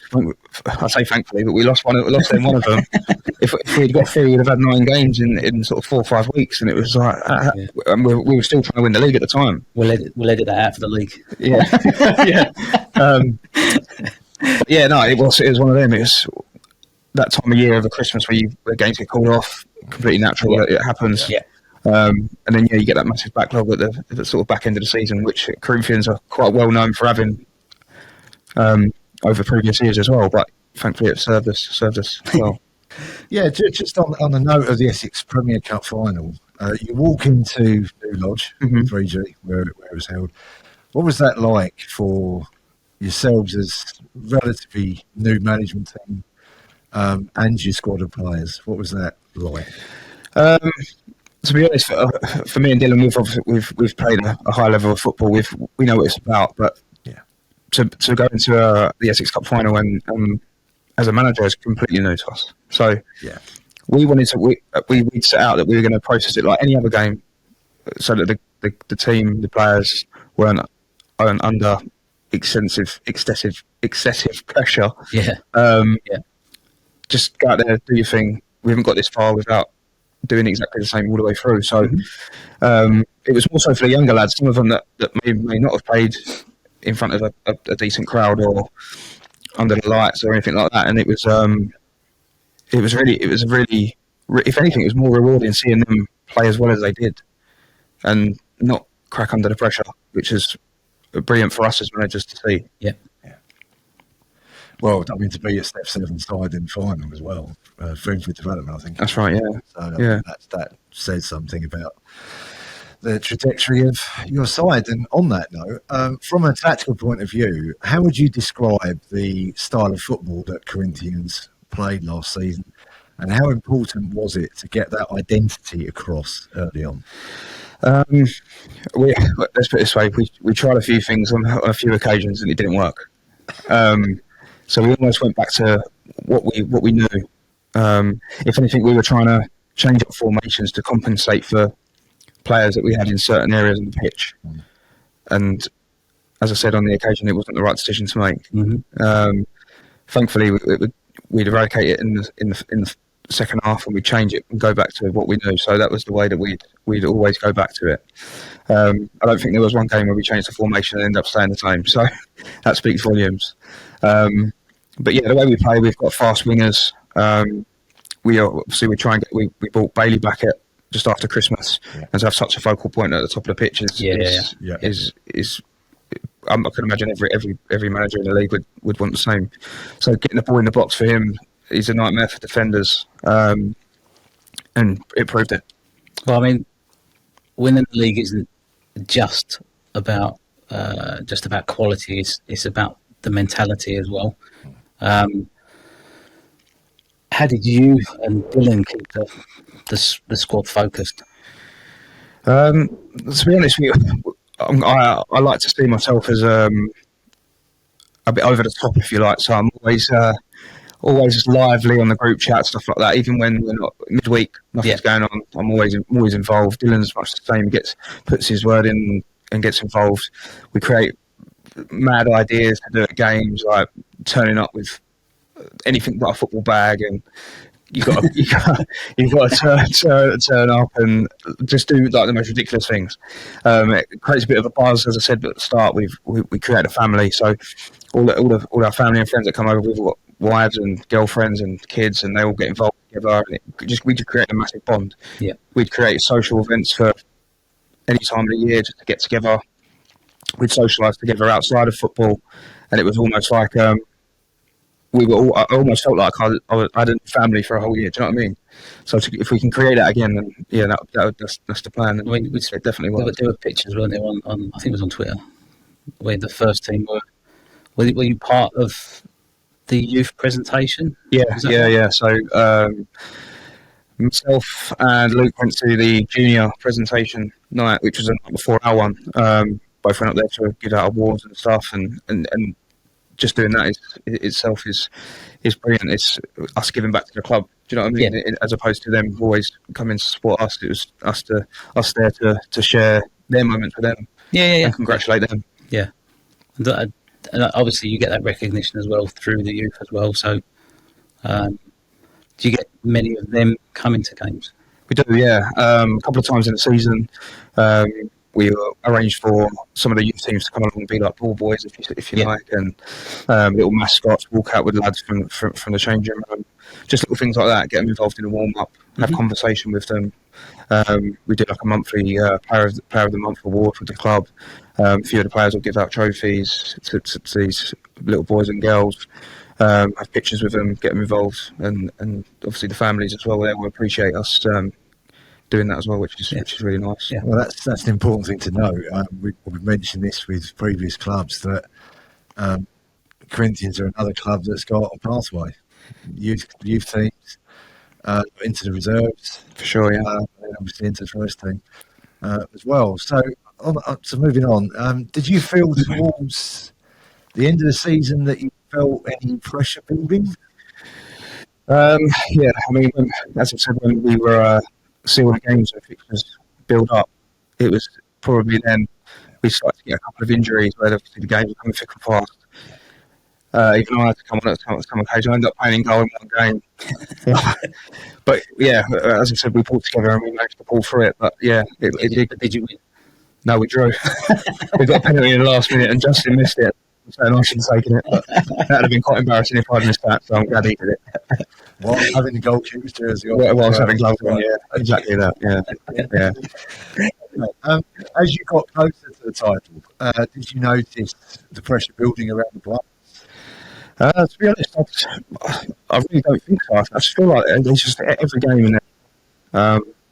We did have quite a good depth in our squad, whether they be the younger players or the older players that couldn't always play every game. We were always able to bring people in, myself, as I said, and utilise that across the whole season. But towards the back end of the season, it definitely benefited us and helped us massively. Yeah, I mean, I was thinking of this as you were saying earlier, Nathan, that I think every successful side needs plan A, plan B, plan C in order to win games, and you have to win games in different ways. Sometimes you win, flamboyant football. Sometimes you've absolutely got to grind it out, so to speak. So. Yeah, exactly right. We certainly did both.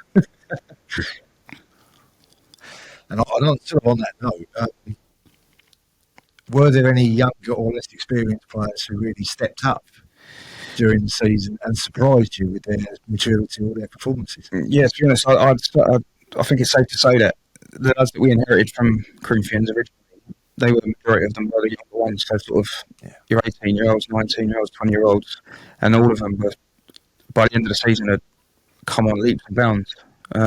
Rico Booker, for example, got the club player of the season. I think he's only like 20. I think he's 20 years old, and he was sort of in and out of the first team last year, playing reserves every now and then. But we came in, we saw that there was definitely something there with him, Kian, Curtis, Tyler, and even Oscar, our goalkeeper that shared the games with Dylan. That they're all brilliant. Just want to add one more. I feel like I'm player dropping here, but Alfie Knight. Really strong warrior. I remember seeing him before you came in as the previous manager, and very dependable player. Yeah, very, very. And it was noticeable when he got injured as well. He got quite a bad injury for a little while, and as I say, it was definitely noticeable on the pitch and off it. So much so that when I came in, he was a centre back and made the decision to push him into centre midfield just for the fact that he is that muck and bullets, do you know what I mean? He goes and gets stuck in, he wins the ball back, he's a grafter. Very tight at the bar, though, he is. Very tight at the bar. Well, make sure that he knows that. That's now out there. That's it, Everybody knows that now. Exactly. Team ethos. Yeah, great on the pitch. Tight off it. Yeah, no, he's a great lad. Good lad.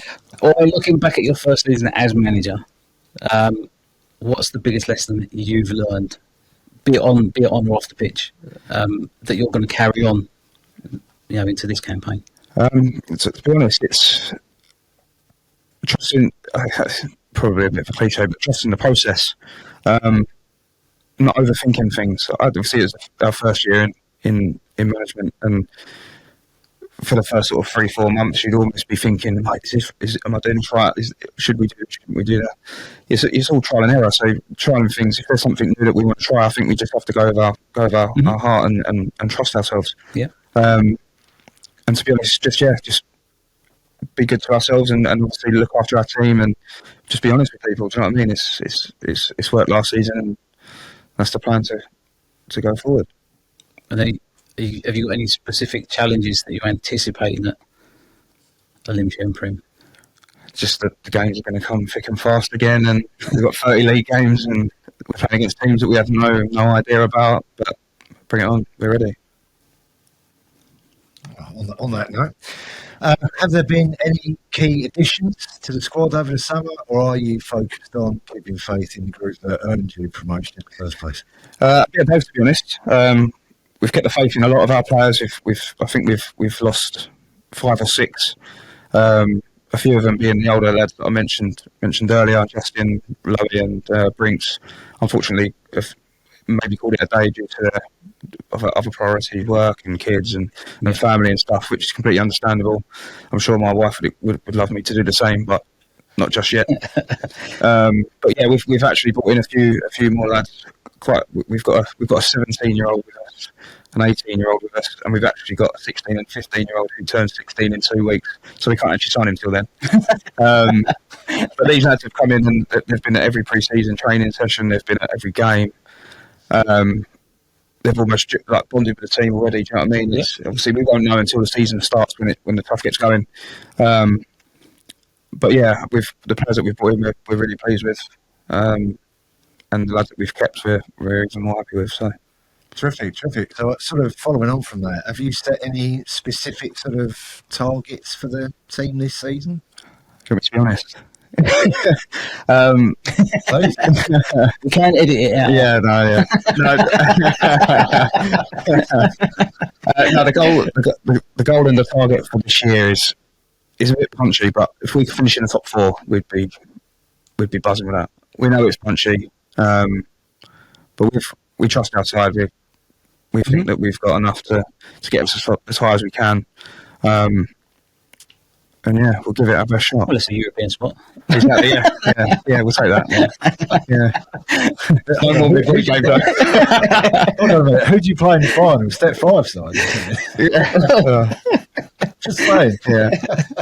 No, up and around there, up and around the top would be good. Top half finish should be a realistic signing. So are you actually going to tweak anything from a tactical perspective? I don't think we are, to be honest. I don't think we need to until obviously it proved last year and last season. Mm-hmm. If things like you say, they're unknowns. Exactly So, that. I suppose, yeah. If we feel like we need to change it, then as I said, I'm going to give it a go. Do you know what I mean? You've got to try these things, but if it's not broke, don't fix it, is the saying, isn't it? So at the moment, we'll stay as we are. Yeah.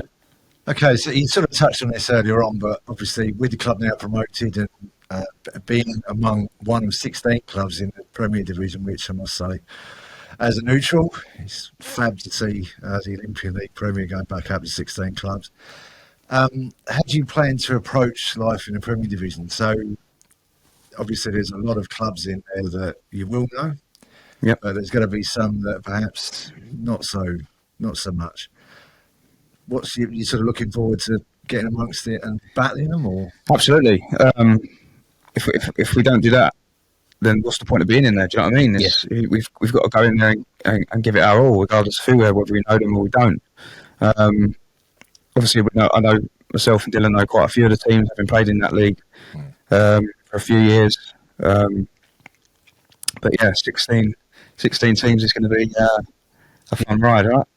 Well, 16 teams plus the fact they've released the fixtures as well. Yeah. For a decent amount. I've got a lot of time for that. period, That's definitely better. I think that would make a big change as well. 100%. Yeah. Well, for me, it's really interesting that 3 sides have come up. Obviously, you mentioned Held Hill earlier on. They've got their own sort of adventure, haven't they? And also Herongate as well that have been promoted. So I think it'd be really interesting for me to see how all 3 promoted sides do. And there will be some changes between Premier and Div 1, but as I say, I don't think there's anything you get onto a good start. Yeah, definitely. Yeah, Top 4, top 6, who knows? yeah, that's the plan. Yeah. If we can get off to a good start, so we know our fixtures, which is as we just said, which is really good. We play both Harold Hill and Herongate in our first sort of bunch of fixtures, if you like, which is so we almost won't know what they're about. So let's see how we get on. Do you know what I mean? And good luck to both of them as well. I hope they do really well. Yeah. Well, I mean, we've pretty much gone through what we want to go through, but we do have some quick fire questions that warrant some quick answers. Okay. One word to use to describe Corinthians last season. Family. Okay. Marvellous. Yeah. Toughest opponent in Div 1. Or away in Div 1. Well, I wasn't there, so we lost. So I'd have to say Herongate. And I'll talk on behalf of the club. Yeah. Why not? As well, it's the manager's prerogative. Exactly. Early goal or late winner? You know, what's the more satisfying? Late winner. I'm a striker. A late winner. Yeah, that's fair. Yeah, fair comment. Team that you're most looking forward to playing in the Premier this season? I think it's got to be Lee Ramblers, to be honest. Obviously, having played for them for so many years and being involved with the club, I can't wait to see many faces that I know. I obviously we played at Belfast Rec for years, and looking forward to playing there. I think we play there in October, I think. So, yeah, looking forward to that one. Well, you've got Old South Indian right at the start of the season. Right at the start. That's got to be fun. Isn't Yeah, and that one, I get on really well with Altan as well. We have chats quite often. He's a nice guy.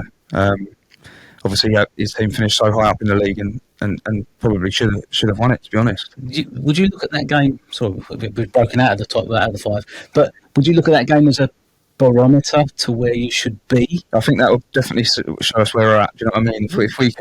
If we can come away with anything, albeit we're at home, but they're obviously one of the best sides in the Premier, which is proven. Yeah. If we can come away with anything there and show our worth, I'm sure. Yeah, I'm sure teams around us will think the same. Yeah, exactly. Yeah. Right, back into the 5. Yep. Right, number 5. Right, even I answered this one. Premier Division survival or a Premier Cup win? Kind of 5 now. Survival. Yeah. Makes sense. Going down's not an option. Consolidation. Yes. Yeah. Yes. Because Div 1 is hard division to get out of. For sure. So, I would agree. Yeah. It's nice as it is to lift the cup. Yeah. You're competitive at the division that you're playing. So, Well, of course, the other note on that, we say this often with Essex Senior and third and Division 1 South, but I think it's fair to say that Olympian Premier is probably getting tougher every season in some respects as well. So staying in this league is, as you say, now that it's up to 16, it's made it even harder. Yeah, for sure. Yeah. No, we're looking forward to the challenge. What it brings is what it brings. You know what I mean? You can only do what you can do. And we're looking forward to it. Play what's in front of you. Exactly that. Yeah. Well, thank you very much for joining us. Thanks for having me. Been really good, really insightful for a new team in the division and champions at that of Div 1. So, and thanks for all you guys do. Do you know what I mean? It's brilliant. Hey, we said it to Ash, our guest earlier, that Step 7 is part of the tapestry of the non-league system. So stories take place in every division. Step 5, Step 6, Step 7, Division 1 as well. You just have to be a part of it. yeah, Absolutely. manager in goal. Yeah. Says it all. Yeah, that won't be happening again, I can assure you. Rather different as a scroll. Yeah. At the end of the day, we're all part of the story, and that's Exactly that. Exactly. Yeah, no, thank you. Great stuff. Thank you. Well, thanks for that. Thank you very much. Right, we're going to look at the Olympian Division 1 constitution, but we'll also dive into the teams at the same time. Scott, we'll do that as well. So we'll start off alphabetically, as we've done with all the others. Basildon Town Reserves, 6th place finish last season, 30 points. Bang on mid-table. Scoring 36, conceding 43, very similar. Yeah. I can't see them finishing any position than sort of mid-table again. Yeah, I think that's a fair point. I mean, decent home record in one sense, but still struggled to score goals, home and away. Had some decent players in that squad last year. But yeah, I have to agree, Rob. I think mid-table is probably where they'll be happy to be. I think if a lot of teams that finished bottom half last term, I think will certainly seek to stay out of that traditional danger zone, which I regard as bottom 3. Yeah, because you're never entirely sure how many get relegated. So yeah, the hard and fast rule sort of is stay out of the bottom 3. And I think they'll be aiming to do that. Yeah. Beacon Hill Rovers, first team next. Tough season last season. 11th out of 12th. Yeah. 17 points. Didn't score hardly enough. 32 goals. Conceded 66, which I think is the highest in the division. Oh, no, tell a lie. Gallywood, 68. Yeah. Again, unless they've brought another striker in that can actually, get them the goals that they need, and shore up that defence. I can't see much. I can't see much happening. It's a lot of these sides are sort of contradictions in a way. Beacon Hill have had sort of last season or two, they found it difficult in this division. But from what I hear, they're decent. They play decent football. But again, as you say, Rob, it's the discernible lack of goal scorers,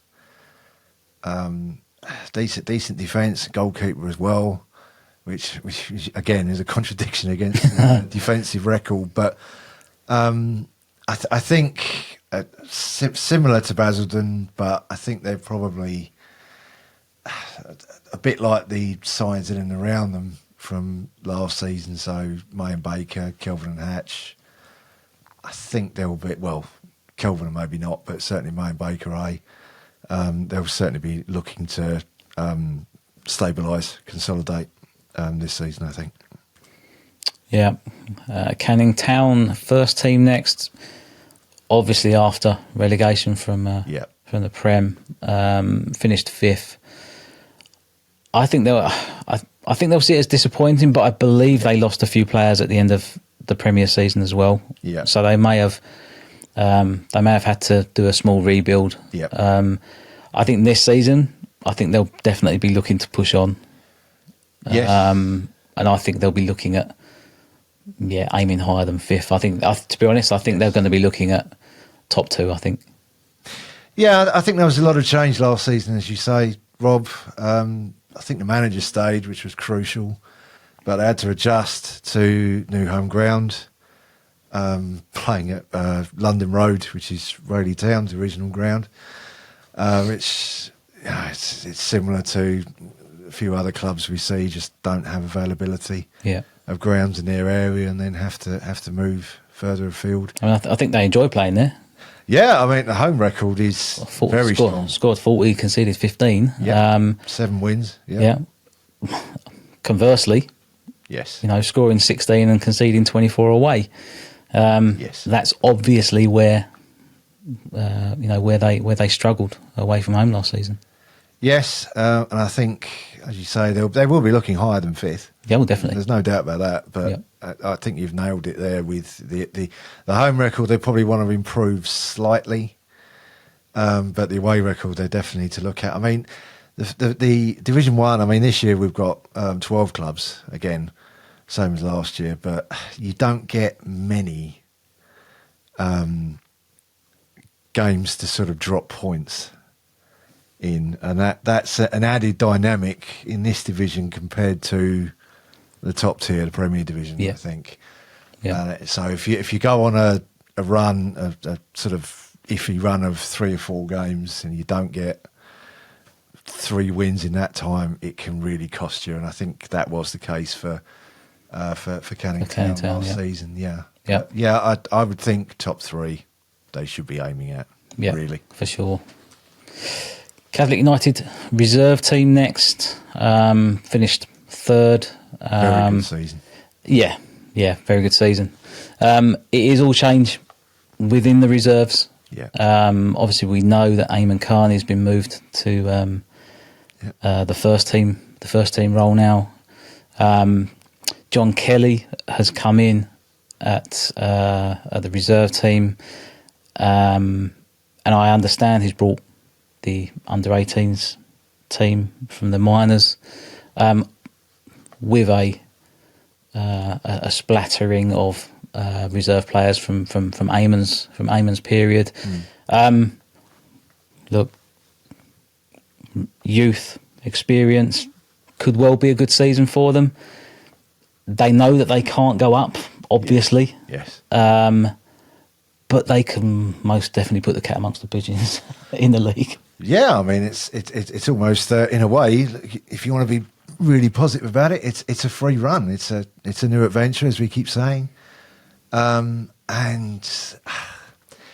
for me, it's probably how they start, because I think they probably will need a few months to adjust to this division. I mean, if as you say, Rob, if this is their sort of first experience of open age / adult football, then it may well take them some time. But as I say, look at it in a positive. It's an adventure. Grab it by the scruff of the neck and see where you go. Yep. Yep. Right. Harold Wood Athletic Reserves finished 7th last season. Stable mid-table. Yep. Yeah, I mean, won 4 games at home, lost 7. Yes. Didn't score many at home. Conceded 15 at home. Conceded 31. It's they won 8 games all season. I can't see any change. No, they had a decent end to the season though. I watched them last season. They were at Corinthians towards the end of last season, and they lost. Corinthians obviously challenging for the title weren't in any mood to give away points, but I'm not that surprised they ended up finishing 7th because they looked decent on the game I saw that day. They played decent football. They bring it through the thirds.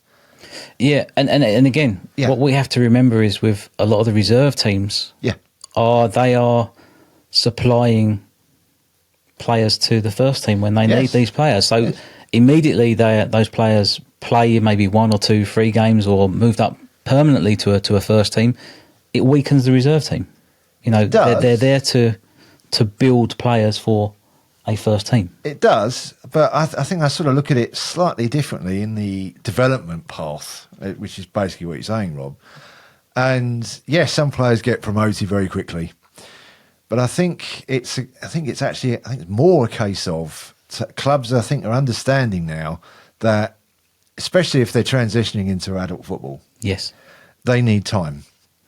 And I think a lot of players, whilst they may play a few games with the first team, I think there's also an element, some clubs do it, that they sort of stay with a particular squad, in this case the reserves, for months rather than weeks. Yeah. And I think longer term that does them more good, actually, rather than flipping between first team and reserves. Just my... And also you have a first team in the Premier and you've got a reserve team in Div 1. Yeah, which is an achievement. That's again, it speaks wonders to what the club are trying to do. The reserve team are playing almost Premier Division level football. Yeah. So the quality of the player that they can bring through into the first team. I think though they'll again, much like sort of Basildon Town, Resies and Beacon Hill, I think they'll be looking at that bottom 3 line and think, right, we've got to get above that. Anything better than 9th, I would think for them is a bonus, to be quite honest. Next up is Hutton Reserves. First of the 3 sides promoted from Division 2. Okay. Very goal hungry. Cup winners, I think they won a cup as well last season. Interesting this is because quite a few former first team players played in that reserve side. So Hutton obviously come up from Olympian Premier, went up to Step 6. Some of the players that played the first season, I think in Step 6, came down to the Resi side last year, fortified that side as you'd expect, really. They've got quite a few good young players as well there. It's a really interesting one, this, because they performed very well in Division 2. No argument with that. And it was a hard-fought Division 2 with the sides around them, 2 of which got promoted this year. At the end of the day, they're champions of Division 2, and it was a tight division for most of the season. Yeah. Did score 88 goals though. Yeah, as I say, goal hungry. A lot of different goal scorers as well.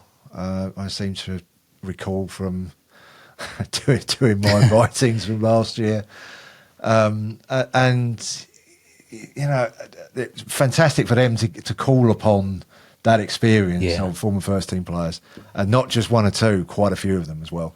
Yeah. They might see this as a season where there's no actual runaway favourite, particularly for this division, and they might think, who knows? Yeah. Might get top 4, and it wouldn't be a huge surprise if they did. It'd be brilliant if they did. Mm-hmm. But if they keep that goal scoring record, they may well be. They may well surprise a few. Let's put it that way. Yeah. So next on the list, Kelvin and Hatch. Sheldon Hatch. Tough season last time round for them. Finished 9th. Yeah, I mean they were the third team that came down, which the previous season from Premier, which was a little bit surprising. I must be honest, but yeah, you've got to treat, I suppose, last season as a consolidation one, and similar to Canning, really. I'd be very surprised if they're not top 5 this year. Very surprised indeed. Yeah. Well, I mean, they definitely need to improve their home form. Yes. Yes. Yes. 1-2, lost 6, drew 3. There's not many teams in a league can say they actually perform better away from home. True. Yes. Kelvin and Hatch can say that. So yeah, but you're right. They're going to be definitely be looking at higher than 9th. Yep. Whether they've got it in them again based on who they recruit this throughout the season, through the parts of the pre-season. Yeah, I think that the heritage that club has, it's it's a well-known name, not just in this division but division above as well. For many years, it would be surprising if they weren't at least upper mid-table, as I say. Yeah. Lee Town Saturday first team. That's a great story. To see them back in the second tier, that is a great story. Player manager Tommy Clayton, I believe, instigated a great season. There's no two ways about it, and they'll be happy to be back at this level, because I think they were second tier a few years ago. Had a hard season or two, and have come back into the second tier now. I mean, Rob, much like Herongate from Division 1 into Premier, benefit from being that third team promoted, really, by virtue of team finishing second. Yep. Going into the Essex Senior Reserve Division, I believe. Yeah, Rayleigh Town. Yes. Yeah. Rayleigh Town Resis, yes. Yeah. But again, it's a new adventure for Lee, and we'll see how they do. They'll want to stay clear of that bottom 3, I'm sure. But apart from that, I think they'll relish it, to be honest. Okay, Manford Way, first team.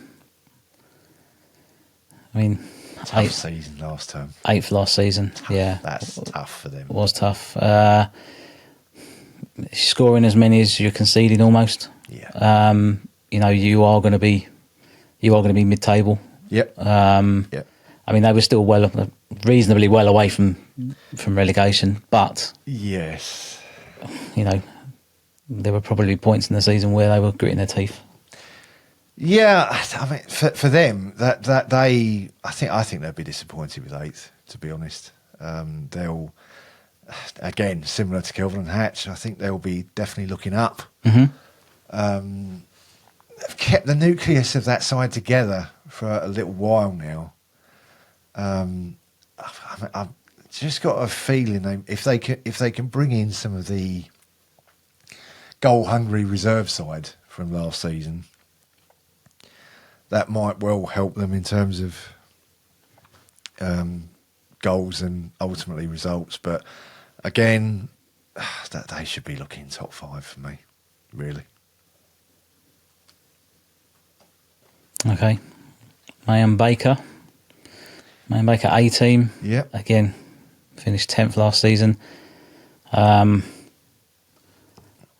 Yeah. unless things change there drastically. Yes. I'd like to think that they're looking higher, but again, unless things change drastically, Yeah. it's going to be another tough season. Well, I think from what I read, it was another transitional season for them. Quite a few of the older players have, as we said to Nathan earlier on, older players move on for whatever reason. If they may not play as often, and such like. I mean, May Baker's this A side's a tricky one because that's sort of in the pathway of the club. They're sort of the third team, I think, and sometimes you have issues associated with being third team in the pathway. Yeah. But they've done well to stay in this division. I will say that as a positive up front. But again, I have this feeling that this is going to be a tougher season. More teams that have got good records of goal scoring, and that's going to particularly hurt the sides that struggled to score in the last season or two. Okay. So we've got Pitsea Athletic. Yeah, this is a great story. Coming up through the divisions. I'll let you tell the story. It's only a slim one. But no, seriously, it's a great story. They've sort of come up through the divisions in recent years, much like ACD United and Corinthians have in sort of seasons gone by. And they had a strong season last year. There's no doubt about that. You win 9 out of your 12 home games. Yeah, that's very strong. Yeah. Maybe a little bit prone to dropping points, but that's being harsh, really. I try not to be harsh. But listen, 70 goals. Exactly. Overall, very yeah. strong. Conceding 45. Those numbers are in the right columns. Yes, they are. And obviously, when you've won 16 games as well, you'd expect to be up there. Yes. And look, I mean, they're only 7 points behind Hutton. Hutton won the league on 57. Pitsea finished on 50. Yes. I think they'll be looking similar points, similar sort of points. So, again, new division. Yeah. We've seen it before with teams when they're promoted. They do have that momentum. Yes. Pitsea could be there, but Division 1's a completely different story. It is, and I think they'll enjoy it. To be honest, I think they'll enjoy the challenge. They've managed to recruit last season. I think they managed to recruit 1 or 2 players who have played higher, which obviously benefited them. But I think this season they'll just think, do you know what? We've earned our spot at second tier. Yeah, definitely. And I think for them mid-table would be brilliant, and go from there really. Yeah.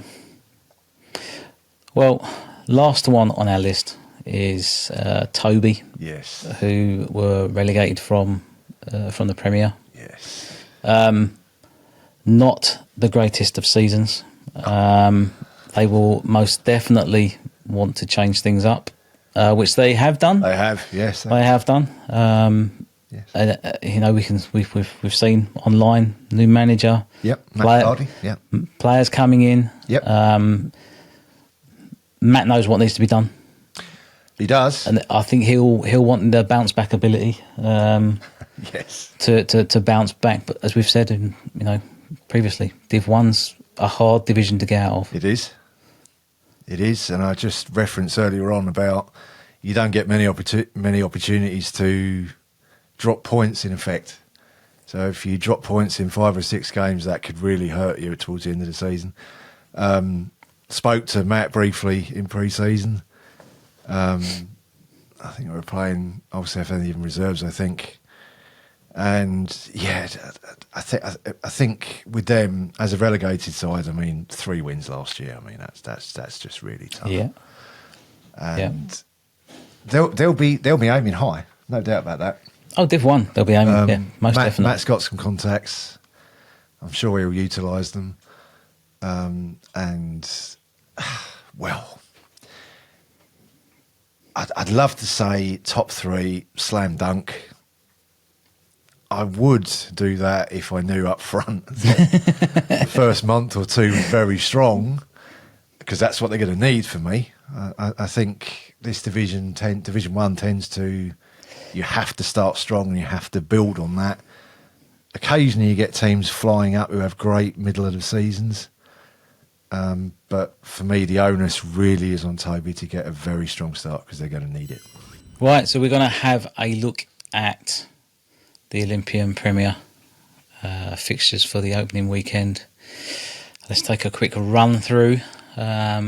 Bishop Stortford Swifts against Runwell Sports. Intriguing, this one. Mm. Swifts, as we said, need a strong start, and Runwell will definitely want to have a strong start. Yeah. So, yeah, I don't know. Yeah. Next one is probably the game of the weekend, I would say. Corinthians against Old South Indians. Yeah, and Nathan's already alluded to the fact that this is going to be a barometer to the level that they need to be playing at for this season. Yeah. I don't want to sort of do what they do on telly sometimes and manufacture this, but could we sort of coin this as a new local derby of sorts as well? Because they're not that far away from each other. So, who knows? They're not. No, you're right. This could be. This could be a local derby for the next few seasons as well. I'm being positive there, I think. But no, seriously, really interesting game. Yeah. I mean, Old South Indian, we know how strong they are. They'll want to start strong, but at the same time, Corinthians will not. Will also want to start strong, and that could be feisty, that one. Yeah. Harold Hill, the Catholic United. That, I think, is another shout for a game of the day as well, actually, because for a slightly different reason. Harold Hill, obviously, at home and wanting to start strongly. Yes. As you said earlier on, Rob, new era for Catholic United as well. Yeah, Eamon Carney is going to want to set a level there as well, set a standard there as well. So, yes. Yeah, I think there might be some goals in that one. Yeah. Yeah. Next one down, Harold Wood v Barnston. Another interesting one, this. Yeah, to be honest, I think that one could go either way. It could. I'm sorry, Charlie, but I am inclined to go slightly in favour of the visitors. I think Barnston will want to start strongly, and it's they do have some momentum coming into the division as well. So yeah, and could be a, as we said earlier on, new manager at Harold Athletic, new players, may take a while. Yeah, may take a while to get going. Yeah. Okay, hashtag United v Sungate. Hashtag for me on this one. Especially if they pin together the results from the end of last season, the run they had end of last season. Sungate, I can see it similar to Harold Wood. I can see them, this being a rebuild season. Yeah, I mean, for Sungate, it's quite interesting because from what I've read, they're actually moving grounds this year as well. They're moving over to Ford's Newbury Park. So they're not moving that far geographically, but it is still a new a new ground, which is interesting. But I have to say, hashtag United A will definitely want to start this season better than they did last, and they'll have learned a hell of a lot from last season as well. Yeah, I would just about go in their direction as well. Rob. Yeah. Herringate Athletic v ACD. Oof. If I was a betting man, I would make this a draw. If I'm brutally honest, I would go with But I didn't know we were actually going to be predicting some scorelines on here. But I can see that being a draw. But I can hear Peter from the ether in Norway saying, "Don't make predictions and don't bet on football." You're absolutely right. Yeah, I mean, it's these a two tough one. sides. Tough one to call. It is a tough one to call. And I think these two sides, well, they played each other quite a bit in Division 1 as well, before ACD came up. So, again, I'm not going to say draw. No. I'm going to say... I would say if the fixture was the other way around, Yes. I think ACD would just touch it. Well, I think ACD would just nick it. I think it's very tight and it could Again, go, could go either way. Really could. Next one down, Wakering Sports. Old South Indian. Old Chelmsfordians. Wow. Yeah, Ash. I don't think he'll relish playing Wakering Sports away. Yeah. First game. Yeah. I think Ash would have preferred a home game to get the season right. To get the season started. Yeah. Wakering are going to be up for that, I think. I think so. And we said earlier on that Old Chelmsfordians are going to have a target on their back winning the title last season. Yeah. And I think Wakering will certainly think, right, if we've got the goal power, we can sort of test that theory against the champions. I mean, it's not often you get a chance to do that. And again, that could go either way as well. Yeah, exactly. Exactly. Last one on the list: Shenfield AFC at home to Lee Ramblers. Yes. Again, not a predicting man, but I would go with the home side for that. But again, we don't know what Lee Rams have done in terms of recruitment over the close season. I'm gonna go the other way. Actually, I think if Lee Ramblers start, you were saying earlier, I think about their pre-season. If they start their season strongly, then that would be a very good statement. First win if they manage it. But should also say for the tape, that's a 2:30 kickoff at St Martin's School. All of the others are 2 o'clock. Yep. Well reminded about Ramblers pre-season, so maybe I'll up mine to a draw. but we're not in the predictions game. But yeah, there's teams on there that are going to want to lay down a result. Yes. So certainly. Again, very, very tough league this year. But a really interesting day one of fixtures right there. Yep. All right, so that's about it for this week's programme. Next week's show will be a review of the results from weekend 2 of the Thurlow Round South, aka Step 6, and we'll also include results from the FA Cup extra preliminary round, where we'll see how our Step 5, aka Essex Senior League teams perform in that competition. Great to be here. Thank you, Rob. Yeah, thanks very much. See you all next week. See you next week.